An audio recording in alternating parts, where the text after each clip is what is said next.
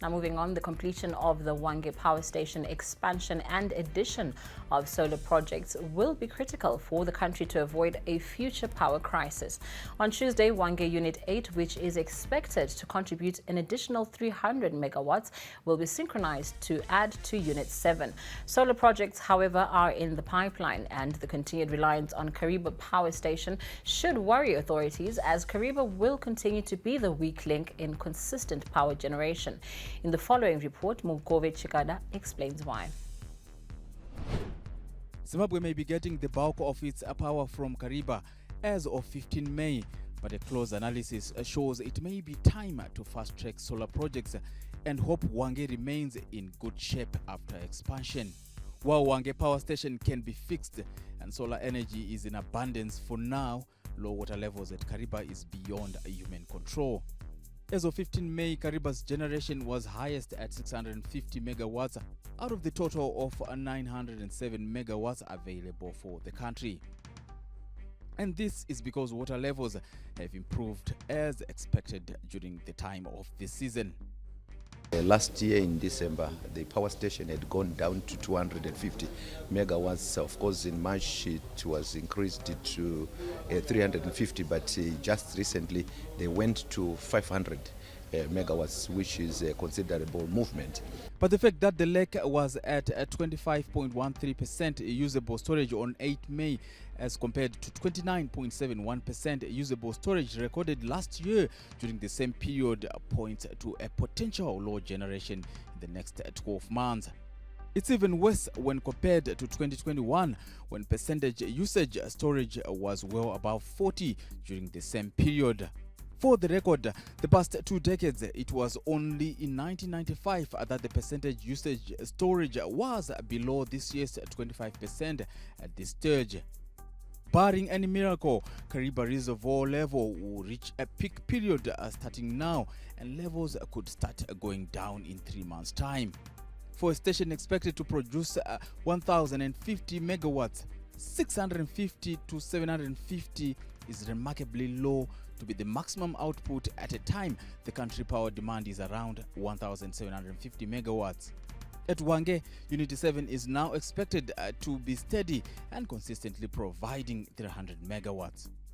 We shall be having Unit 8 coming through, but it shall be on commissioning test, and in June Unit 7 shall be available commercially. It means the current tests that are currently that are being conducted would have been completed.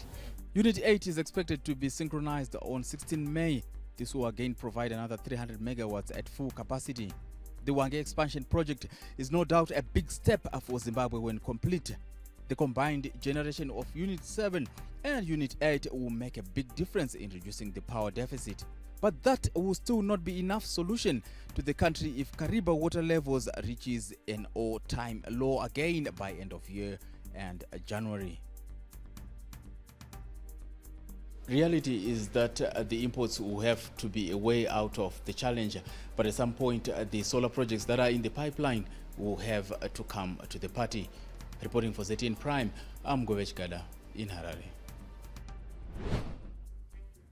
Our business guy Andy Hodges now joins us to give us more on the issue of power projects.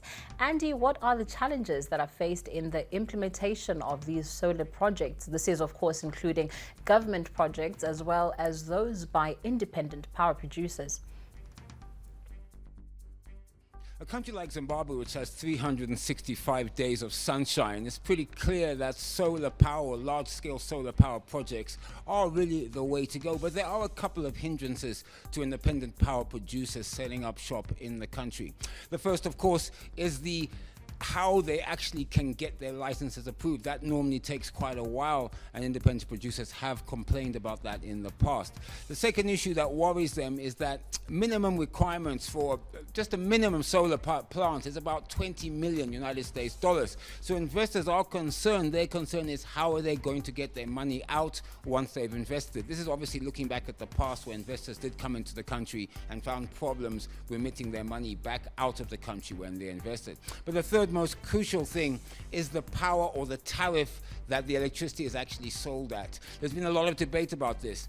ZESA, the power utility, has been charging around 9 to 10 cents per megawatt. But however, independent power producers believe that the price should be around 13 cents. Now, there are negotiations happening with ministry and independent power producers to reach that economic level of 13 cents, if not higher.